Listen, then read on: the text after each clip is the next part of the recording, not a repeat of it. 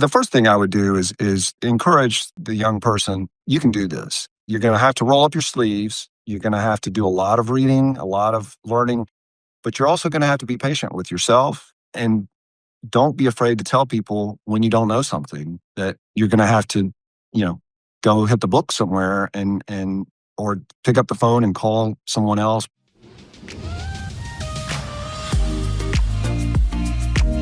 Welcome to Becoming the GC, the podcast that dives deep into the journeys of general counsels and chief legal officers, uncovering the insights and strategies that help define their success.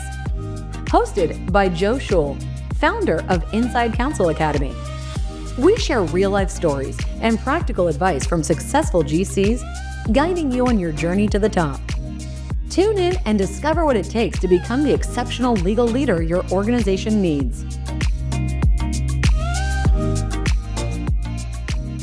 Today, I talk with Ben Huddleston, a seasoned general counsel whose career runs from his days at a historic Nashville law firm straight into the heart of legal leadership for some of America's most dynamic healthcare and business organizations.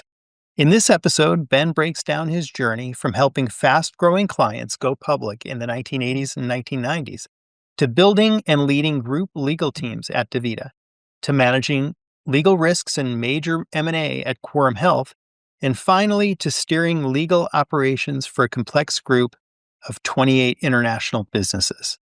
We dive into the pivotal moments and big transitions Ben faced, including how he learned whole new industries on the fly, what it means to be the first GC for an enterprise, and his real-world advice for anyone facing uncertainty or new challenges in their career. Whether you're a lawyer, an executive, or just looking for candid leadership lessons, this conversation with Ben Huddleston has something for you. Let's jump in. Hey, Ben, welcome to the show. Hey, Joe, thanks for having me. It's great to reconnect, and we're going to go back and somewhere along the way, our paths will intersect on this story, but I want to go back further in time and tell me what inspired you to pursue a career in law. Sure. I was coming out of college, not quite sure what I was going to do, but I knew fundamentally that I wanted to do something in the business world. And a part of me naively thought, well, if I know the rules, I'll be better at the game. And what better way to know the rules than to go to law school and learn those rules? So when I went to law school, I didn't necessarily think I would spend my entire career practicing law as I've done. But I did know that I wanted to seek out business law courses in law school, and were I to go into practice after law school, a practice that focused on business as opposed to litigation. That was just my personal interest. So in the days that I went to law school, it was a bit different. You truly had to seek those type of classes out a lot more than I think you do today, where law schools can cater more to those interests than they did in the days that I went to law school. But fortunately, I was able to take a position with a law firm based in Nashville when I got out of law school that had a very robust business practice. And I went into that area of the law right out of law school. And in those days, a lot of companies didn't have in-house counsel, at least the companies that came to the law firm that I went to work for service. And so I was very fortunate to be able to start honing skills as a general counsel right out of the gate as an associate at a law firm, obviously with the mentorship and help of more senior associates and junior partners and so forth. But there was not this barrier, if you will, at the time of working through a legal department with the clients that we represented. So I was just extremely fortunate to get the type of experience I got at the law firm during that period of time. And it validated my choices of going into business law, because I just really enjoyed working with energetic, creative business people who were in the pursuit of creating something positive for the economy, for the local business, and so forth. So that's how I got started, Joe, was through that approach. And this was a Nashville-based law firm. You're from Nashville originally, right? That's correct. Born and raised, and go back many generations. This firm happened to be one of the older law firms in Nashville, one of the larger law firms at the time that provided regional client support. It also had a very healthy healthcare department, which I'm sure Right. we'll get into in a little bit. But they were one of the firms at the forefront of that type of legal business at a time when, frankly, there weren't a lot of lawyers walking around necessarily calling themselves healthcare lawyers. Yeah. And you were given the opportunity then to basically serve an outside GC role. The firm was serving and you were helping support that.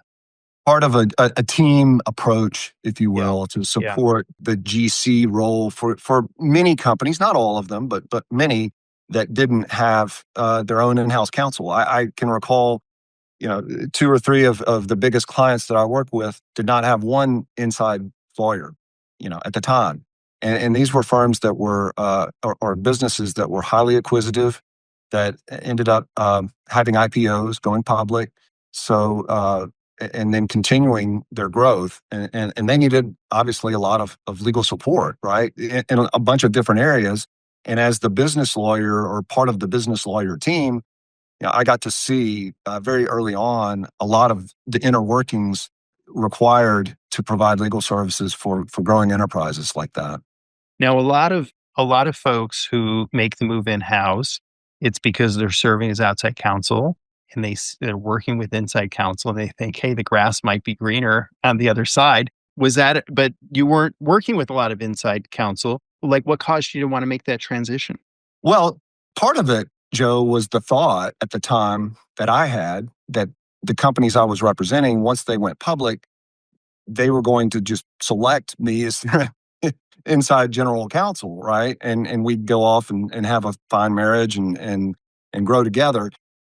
As it turned out, the companies that I was representing at the time, they fairly quickly after their IPOs and their follow-on offerings and their growth ended up being acquired by other larger existing companies. And Yeah. so that path never materialized, which was fine. But, I just had an urge to one day be on that other side of the fence. And it wasn't because I necessarily thought it would be greener grass, but I just had an urge to be have my hand on the wheel of an enterprise as opposed to just coming in as sort of a hired gun. Even though I got to do a lot of different things and have that sort of general counsel experience, once a deal was done, it was on to the next deal, as opposed to how do we make the deal we just completed work? How do we integrate that deal? How do we make it operationally effective and profitable? And I just had an urge to be part of that. And so while my changeover from being at a law firm into to going in house wasn't organic in the way that I expected, because I wanted it. When the opportunity came, I was able to jump at it. Tell me about that opportunity. Well, I was a partner at the law firm, a young partner, and that can have with it its own struggles because suddenly you're expected to grow your own book of business and do things that sometimes in down economies can be somewhat difficult. And at that particular time, I was approached by a fellow partner of mine who caught word of an opportunity with DaVita, which was about to acquire or merge with Gambro. And there was a young general counsel of the firm at the time who was looking to build a world-class legal department. And so when that opportunity came, I said, sure, I'll be happy to talk to the general counsel. And lo and behold, you and I started talking. I was quite young then, and I remember interviewing you. We decided that we were going to structure the function to have group general counsels. And so I think at that time we were dividing the country up into 5 regions. Company was going to be quite big, and the law department had historically been quite small. So we were really going from not quite scratch, but really looking ahead and building a department that could scale with the business. and I interviewed you for a group GC job. And I remember one of the things, so now I'm going to take you back further in time, because one of the things I remember being very impressed by was your high school experience, and particularly your sort of how the motto of the high school, which I don't remember, but of course you will, helped shape you as a young man and then as a lawyer and, into who you are today. Wow, you have quite a memory. So yeah, I attended a small private school in Tennessee, known as the Webb School, which was established just after the Civil War, and their cornerstone is an honor code, which ultimately was adopted by Princeton University and other schools. But the code is in Latin, and it's do nothing on the sly. And it made a real impression on me as a young man and others who go to that school. But that certainly was a tremendous shaper of my life and the approach that I chose to take with the rest of my life. But as it relates to DaVita and that opportunity, as I look back on that, I was very grateful, frankly, at the time to come in to that 1/5 of the company, if you will, because that 1/5 of the company in and of itself at the time was a $1.6 billion enterprise. Right. Right. And so I approached that as the title, as you've referenced, was Group General Counsel. Well, I was the general counsel of that 1/5 entity. And so in many respects, I didn't feel the pressure of going into, a $6+ billion entity to be GC like you were, but I was able to go into my first quasi GC role with that umbrella, right, and be part of a team. There were, other GCs that we worked alongside with, and it was a really exciting time. I mean, I walked in the day that the merger was completed, literally the day it closed. And as I look back on that time, right out of the gate, there were 3 buckets of things that I was tasked to do. One was just to keep the wheels on the machine going, right? Just the day-to-day legal oversight required to keep everything between the lines. The other was to be part of a team to build towards your goal of establishing a world-class legal department for this large publicly traded company. And then the third piece was establishing best practices, preparing templates to use going forward to make things succinct and commercially viable. So it was just a really exciting time, quite busy, obviously, but a great way to come into in-house without just being handed the keys for a whole enterprise, which I think would have been frankly intimidating for me at the time. And I think all 5 the original group GCs in those roles went on to be standalone company GCs over time.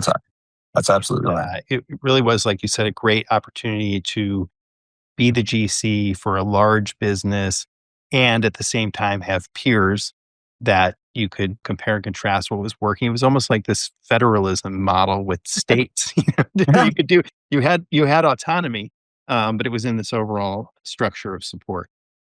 Right. I of course reported to you as the general counsel, but I also reported, if you will, in a dotted line way to a senior vice president who essentially was the CEO of that 1/5 of the company and his team, right? And so a federalist approach is a great way to describe it, but it was just a really good way for me to come into a GC role because, again, in those days, there was a little bit perhaps of a bias. Well, if you work for a law firm, how do you know about being in-house, right? I don't think that exists as much today as it did then, maybe. It seemed like much more of a binary choice back in those days. Right. Well, you're either with a law firm or you're in-house. It's not, the lines are much more blurred today than they were then.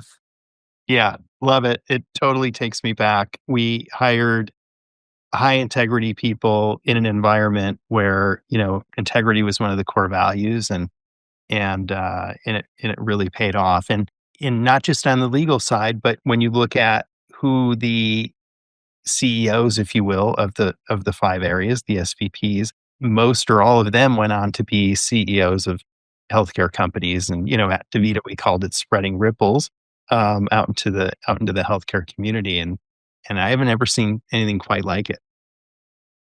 Nor have I. Just a tremendous time, a tremendous experience. When did you become a ripple and leave the DaVita infrastructure and go out into the world? So it was roughly 6 or 7 years on. You had already departed to be a ripple. And, as those things happen, oftentimes that's a signal that maybe a time is coming for another opportunity to be evaluated. But much like the DaVita opportunity, I caught word of an opportunity from my network, which we may talk about the importance of maintaining a network, right?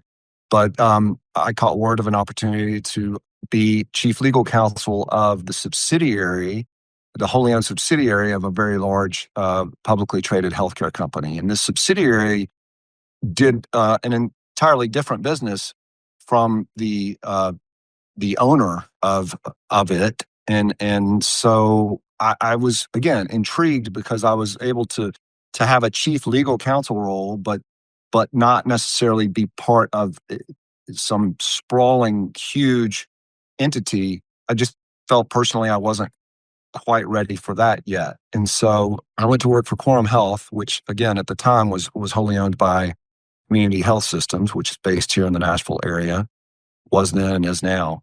But the Quorum is in the business, or was in the business at the time, of managing hospitals, right? And CHS was in the business of owning and operating hospitals.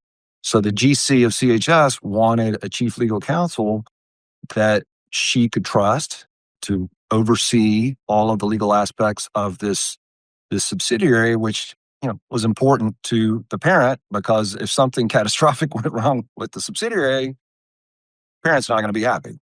Tell me what it was like moving into that role. How was it similar? How was it different?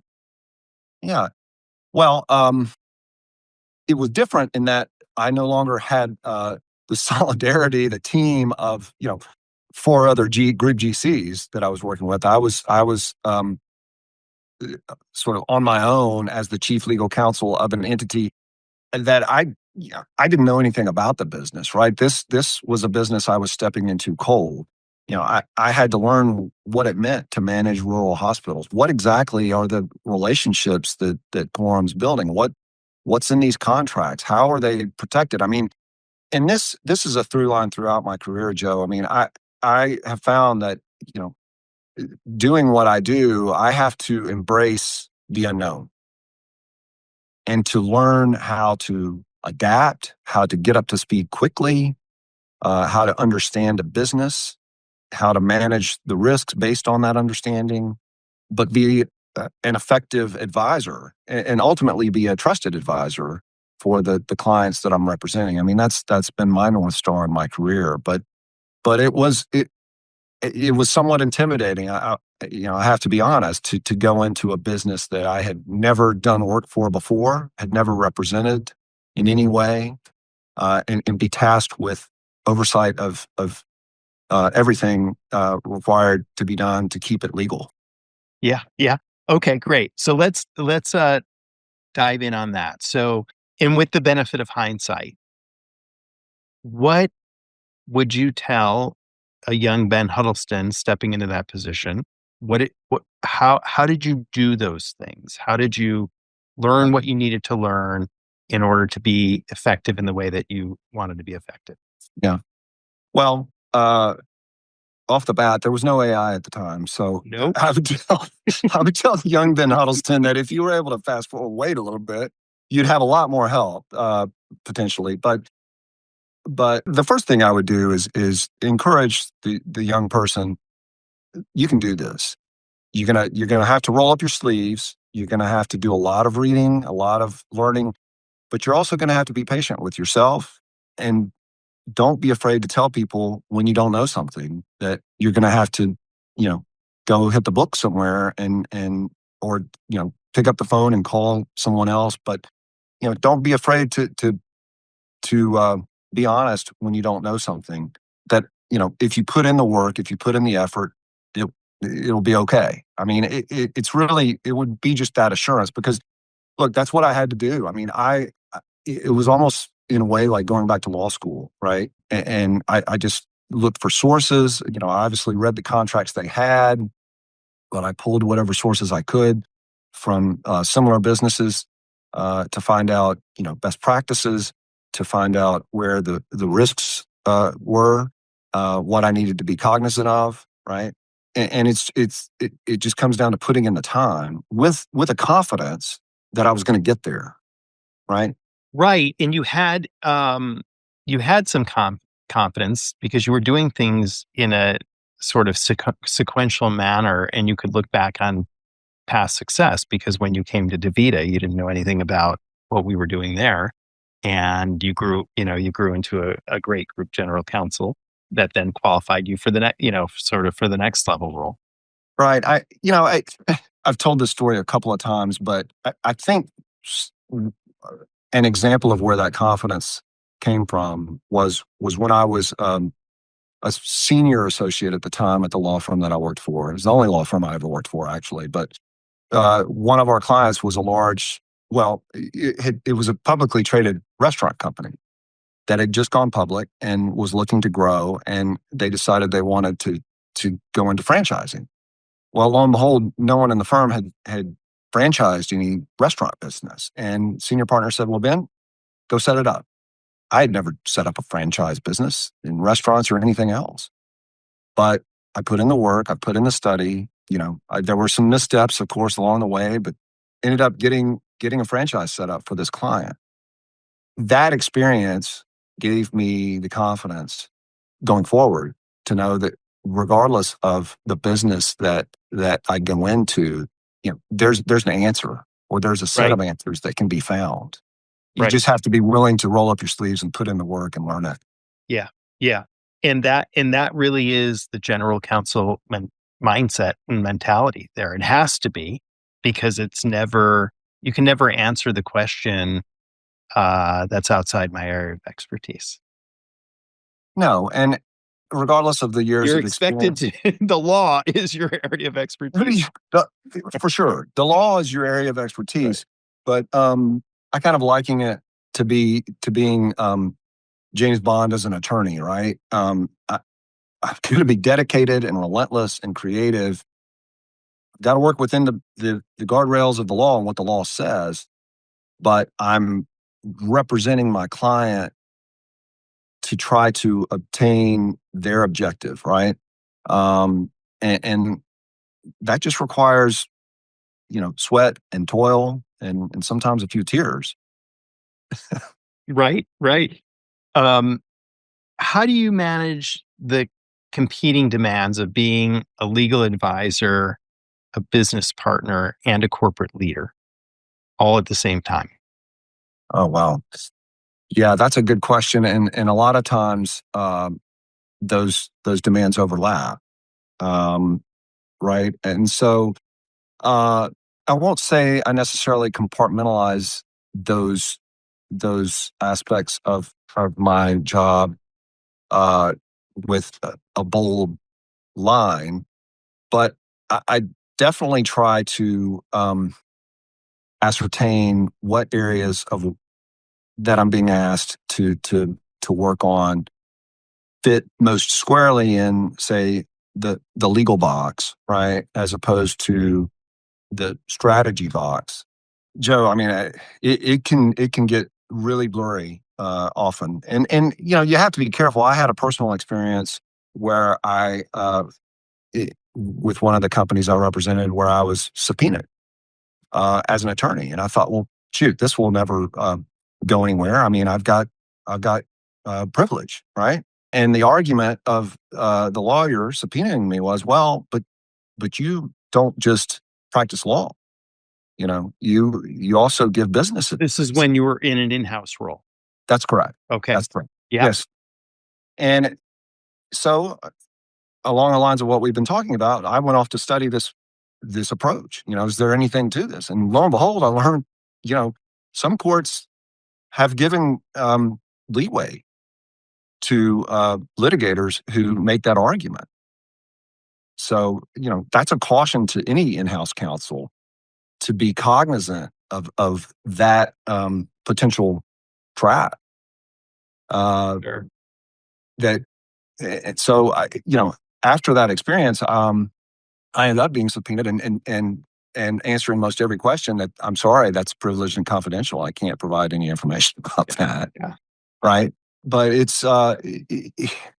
goes to the question you asked, which is, how do you manage the different hats? It's tough, but I make sure that when I'm providing advice where it fits within privilege, I make sure it's got the appropriate label and that I do Right. the things that I helped learn or learned a lot under your tutelage and at DaVita even, how to establish that privilege, but that's critical. It really is. I still carry that forward to, everything I do. And I've been deposed, in it and had to sort of delineate between what was privileged and what could be answered. And, it's no fun, although it is a good experience as a lawyer to have because it gives you some, view of what it's like from your client's perspective. Take us along the path then. At what point did you have your first job where you were the GC of the whole enterprise? Right. Well, it's the place where I'm sitting now in my office. Quorum ultimately was spun out by CHS into a different entity, and as I had referenced earlier, sometimes along your career path, signals happen, things happen where you realize, it's maybe time to be looking for a next opportunity.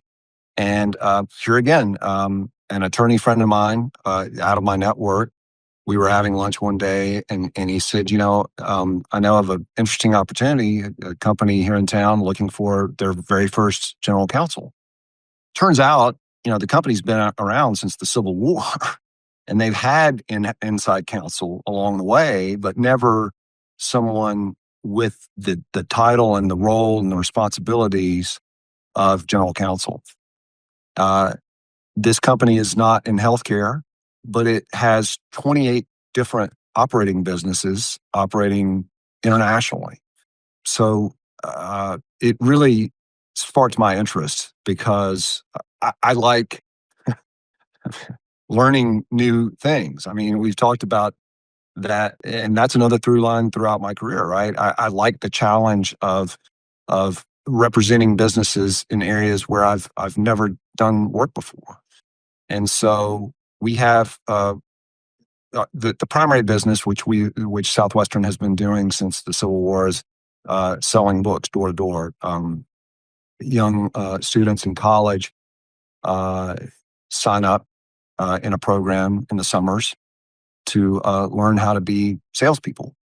And we have a program to teach them how to be salespeople that's really, really effective. And these young people often go from this program after they've done it for a few years and graduate from college on to create businesses for us or create other sales businesses because they've gone through this tremendous program where they've learned these skills that they can carry with them for the rest of their lives.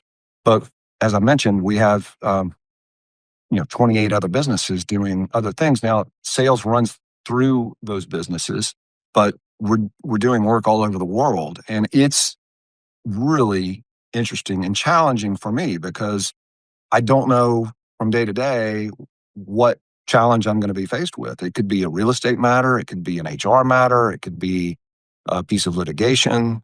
It's very, very. I'm not sure what the right word is, but it keeps me very busy and very engaged. You do like putting yourself in positions where anything could come your way at any time, huh?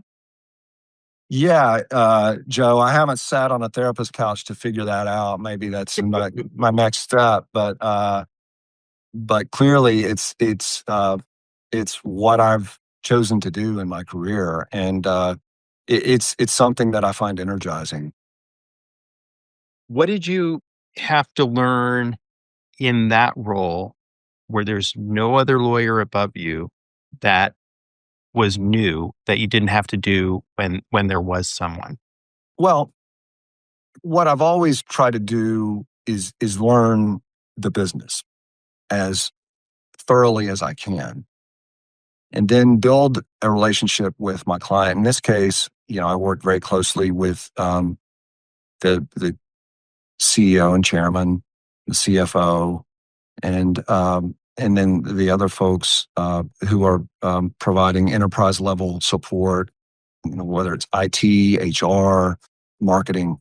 But first and foremost, it's learn the business.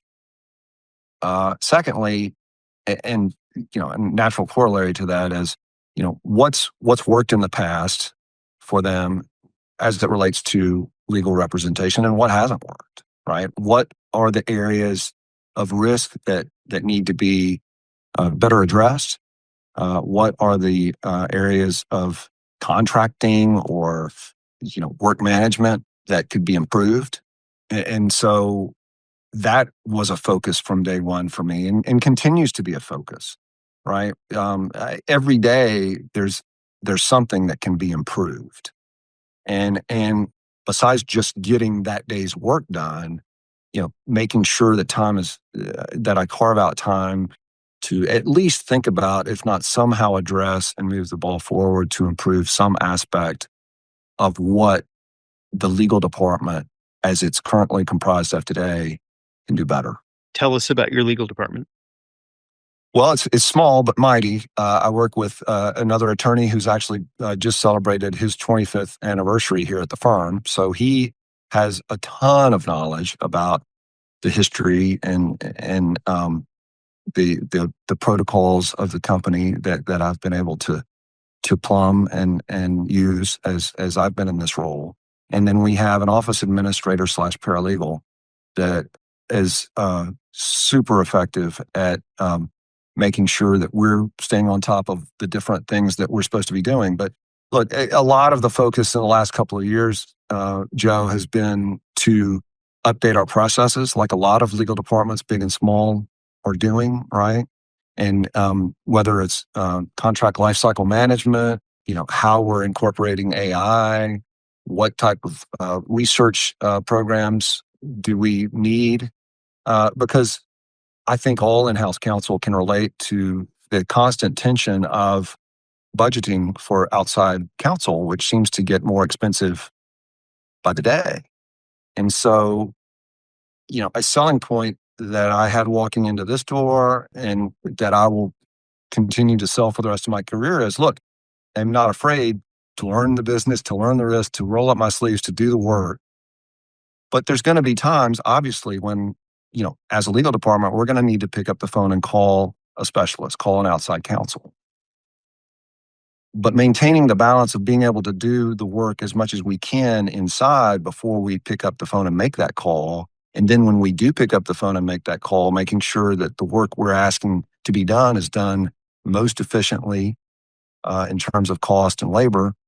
That's the sweet spot we're constantly trying to hit. Right on. Has AI yet had an impact on that balance? Absolutely. Absolutely. I'm a big proponent of the use of AI and looking forward to using it more. And I'm sure, your listeners are well aware of there's risks with it, as with any new tool.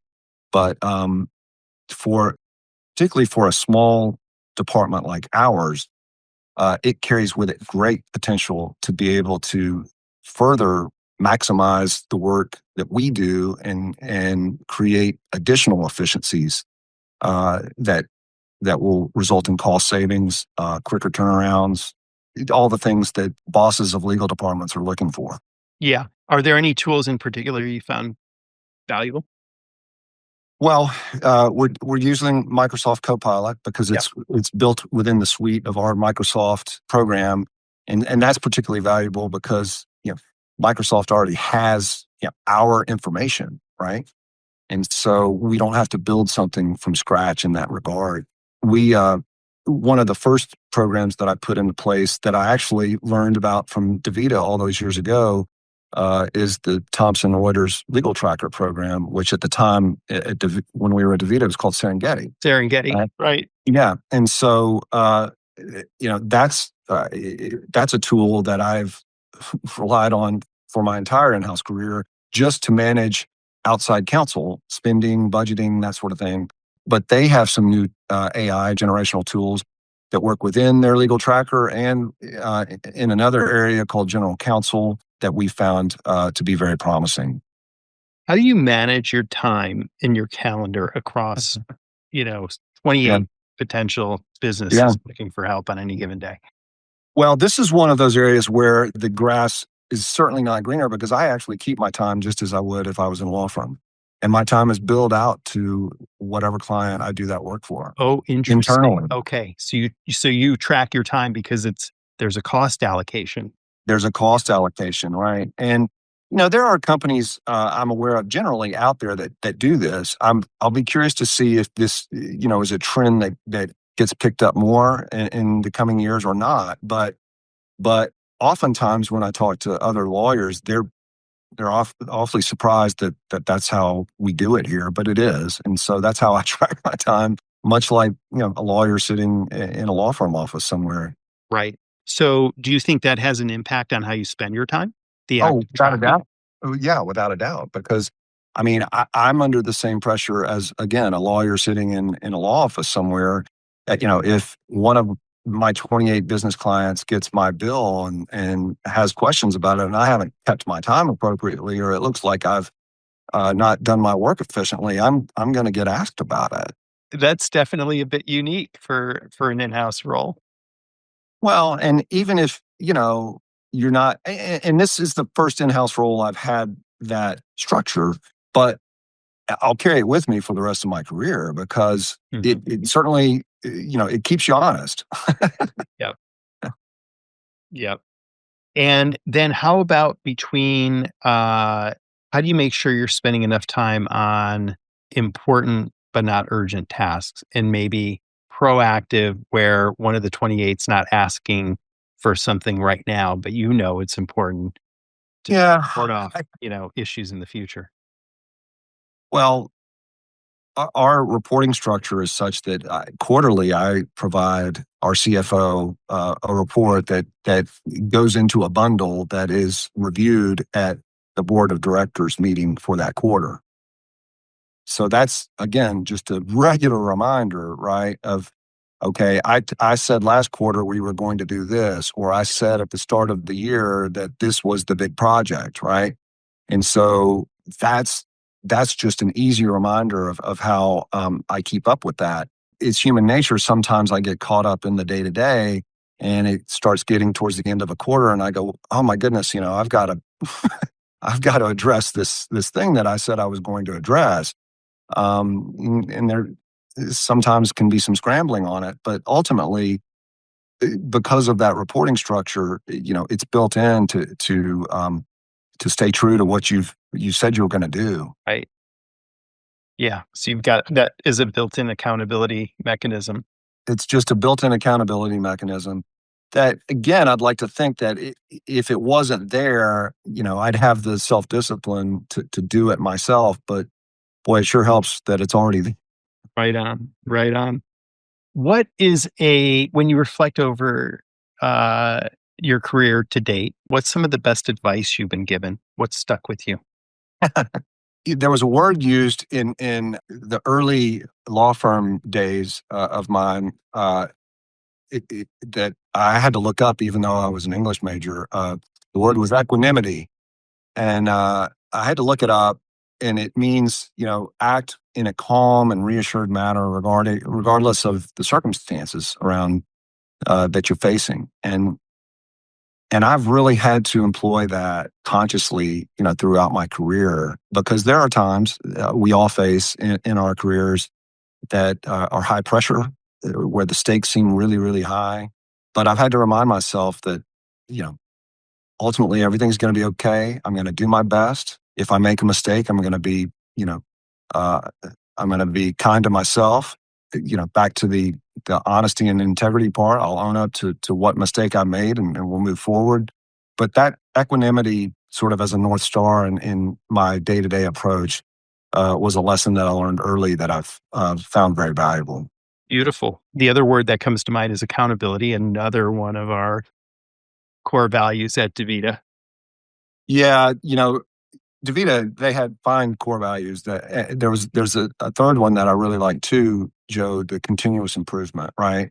And I think I mentioned this already, but you know, having the self discipline to seek continuous improvement in the areas of your work on a daily basis, if possible, is really important.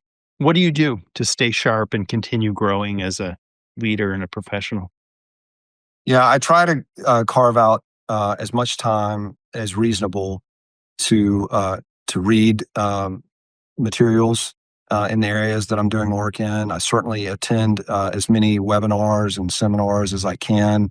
Obviously, there's a built-in accountability fixture of that with our continuing legal education credit requirements. But taking on learning areas when I can, and then finding where I can apply those in the work that I'm doing in a practical and meaningful way. And then, here we are sitting towards the end of 2025. I'll take some time away from my desk and try to reflect in a meaningful way on what I've done in the past year, what worked, what could be done better, and try and I always come up with a list, always, of both of personal and professional goals for the coming year, right? I don't call them resolutions, but they're goals based on that review, right? And I keep them on my iPhone, and I'll pull them up from time to time throughout a year and say and look at them. Oh, wow, I said that this was important, and maybe I'm not really focusing on that, and just Right. doing sort of a general reminder from time to time in that regard. Well, it's a great segue into the question I like to wrap things up with, which is, what are you most looking forward to? We have some business deals that I've been working on in 2025 that I'm most looking forward to getting closed in 2026. Right, there's a couple of really interesting deals in new areas of business. Right, that always excites me. But I'm Are you excited. saying 28 plus? Absolutely. If you're looking for a hard 30 uh, in 2026, but I'm absolutely looking to get those deals done, completed, out of the gate, if you will, to where they're contributing to the overall business of the enterprise that I'm representing. And then, I've got three teenage daughters at home. I'm looking forward to them, uh, finishing up their semester here shortly with their exams and going on to their next challenges. Are they in high school? They're in high school, two in high school, one in middle school, and Okay. they're in the throes of exams as we speak. Yep. So it's Same an as in my exciting, house yeah, right now. So yeah. So a little bit of angst actually at one home. finished, and one was still had exams today. And the one who's finished thinks that everything, like, you're going to work? Like, Yeah, let's have fun. yeah, right. That's right. That's the same at our house. Our middle schooler is looking at the two high schoolers, going, "What are you guys doing? Why are you so upset? Why are you in your rooms with your doors closed for hours on end?" Well, we're studying. Busy time, a busy time for sure. Well, by the time this comes out, we'll be through the holidays. But in the meantime, Merry Christmas, Happy Holidays, Happy New Year. It's been great reconnecting with you, Ben. And I can't wait to see what you're going to do next. Thank you so much, Joe. It's been really great. I hope you have great holidays. Thank you. Take care. Thanks for listening to my conversation with Ben Huddleston. Here are 3 takeaways that really stood out from Ben's journey. First, success as a legal leader is rooted in the ability to learn new businesses fast. Ben shared how each career transition, whether into healthcare at DaVita or managing a portfolio of 28 companies, required rolling up his sleeves, asking hard questions, and relentlessly studying contracts, operations, and risks until he became a trusted advisor. Second, true impact comes from building not just legal skills, but relationships. Ben emphasized how credibility is earned at the executive table by understanding your client's business, embracing accountability through concrete reporting, and never being able never being afraid to admit what you don't know or to seek help. And third, the modern general counsel's edge is found in adaptability and continuous improvement. From implementing AI tools and innovative time tracking to learning from both missteps and mentors, Ben models how to stay curious, open to change, and rigorously self-disciplined, how it can keep you sharp, even as responsibilities scale across continents and industries. If you enjoyed this episode, please subscribe and share the show with a friend. And I'd love to connect with you directly. Just search for me, Joseph Scholl, SCHOHL, on LinkedIn. Until next time, thanks for tuning in. Thank you for listening to this episode of Becoming the GC. Whether you're preparing for the GC role or looking to sharpen your skills as a sitting general counsel, we hope this episode offered valuable insights and inspiration. If you enjoyed the conversation, please subscribe, leave a review, and share it with your colleagues and friends. Explore more resources and join our community at InsideCounselAcademy.com. Please tune in next time for more insights and inspiring stories from successful legal leaders.